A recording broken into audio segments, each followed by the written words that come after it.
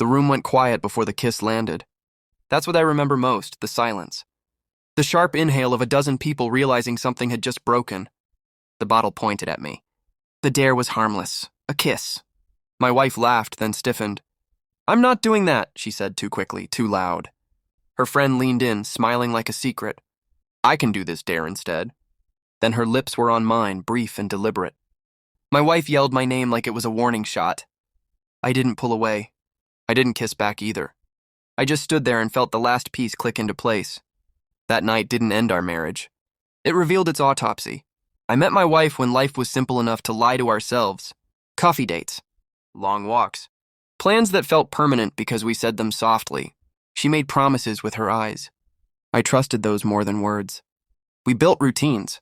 Shared calendars. Shared passwords. Shared jokes no one else understood. Trust was the air, invisible, essential. Her friend arrived later. New city, new job. New orbit, single, observant, always around. She laughed a little too hard at my wife's stories. Watched me when she thought no one noticed. I noticed. Love doesn't shatter in one moment. It thins, it drafts. My wife stopped reaching for my hand in public. Her phone tilted away from me at night. She started saying, "I'm just tired," like a shield. Patterns form before proof. I cataloged them quietly. I found the message by accident. That's the lie people tell themselves. The truth is, I was looking. It wasn't explicit. It was worse, familiar, intimate, a shared language that wasn't mine anymore. Plans that avoided me without naming me. I closed the phone. I washed the dishes, I slept. Control isn't the absence of pain. It's the discipline to let pain work for you. I didn't confront. I planned. I reviewed finances, copied documents, logged dates. I watched how she moved through rooms when she thought she was alone. I learned who she was when she thought I wasn't watching. The party was her idea. Game night, friends, normalcy as camouflage. When the dare landed, she refused me without hesitation. That mattered. When her friend kissed me, she didn't stop her. That mattered more. The room laughed it off. I smiled because that's what ghosts do before they leave. I executed the plan over weeks, not days. Precision takes time. First, the money. I separated accounts legally, quietly. She didn't notice until it was too late to pretend it was a mistake. Second, the narrative. I told no one everything. I told everyone enough. Truth is most powerful when it travels on its own.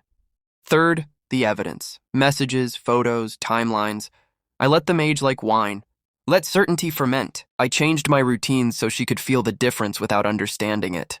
I was polite, distant, unavailable in ways that couldn't be accused. She called it a phase. She was wrong. The friends started showing up more. Casual, concerned. She didn't know. I already had her voice saved. Her texts mirrored my wife's absences. They weren't careful. They were comfortable. Comfort is where people confess without speaking. I confronted them on a Tuesday. Ordinary days are best for endings. I didn't raise my voice. I didn't accuse. I laid the table like a chessboard. Bank statements. Printed messages. Dates circled. A timeline that told the story better than I could. My wife went pale, then angry, then small. Her friend tried to speak. I held up a finger. She stopped. Power is subtle.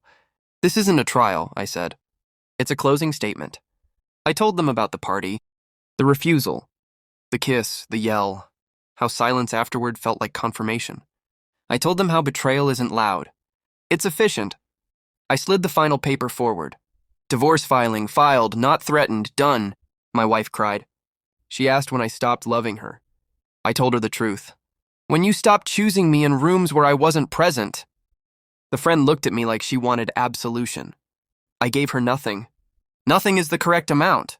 The fallout was clean because I made it clean. Assets divided. Stories settled. Friends adjusted. I moved out without drama and into a life that fit me better. Weeks later, I saw them together at a cafe. They looked careful, new, fragile, like people who mistake secrecy for intimacy. They didn't see me. I didn't need them to. Revenge isn't chaos. It's alignment. I didn't ruin them. I removed myself from the lie and let gravity do the rest. I sleep well now. That's the payoff no one talks about. No knots, no questions. No rehearsed conversations that never happen. Sometimes I think about that party. The bottle. The dare, the kiss.